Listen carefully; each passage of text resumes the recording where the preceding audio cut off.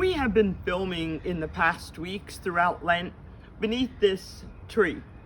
This tree has gone through many changes. When we first came out, it had barely any buds, and the last time we filmed it was gorgeous with white, beautiful flowers. After the many rainstorms and blustery winds, the flowers have disappeared, and now we're finally coming out to some many leaves. But in reality, this tree has some funny stories, and one of the funniest ones, and the tree is really yet to go through another change. One of the funniest stories about this tree is the fruit that it bears. And when my grandchildren first came, I thought I was being a great grandma, allowed the kids to come out back with a snack, and the kids were out playing. And so kids were outside playing, grandma was inside cooking dinner, and I quickly got on the phone with my daughter, and before I knew it, there was a knock at the door.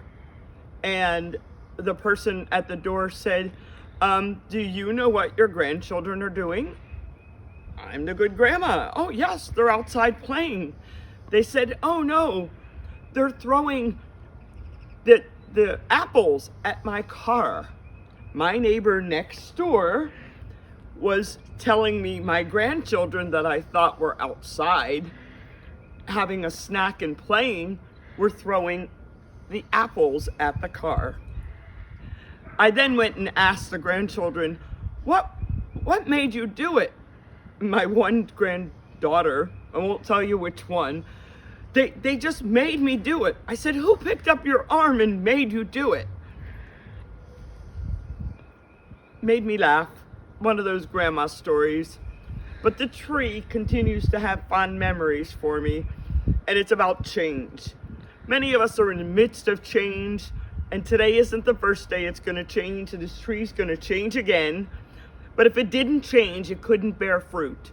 If it didn't put down deep roots, and if it didn't get those leaves, it couldn't bask in the sunlight, drink in the amazing grace of God, and it couldn't bear fruit. Couldn't bear fruit for the birds to be nourished, for the groundhog that loves to come and scurry away. But we too need to be in that presence of God and continue to be still and go through the changes that God takes us through.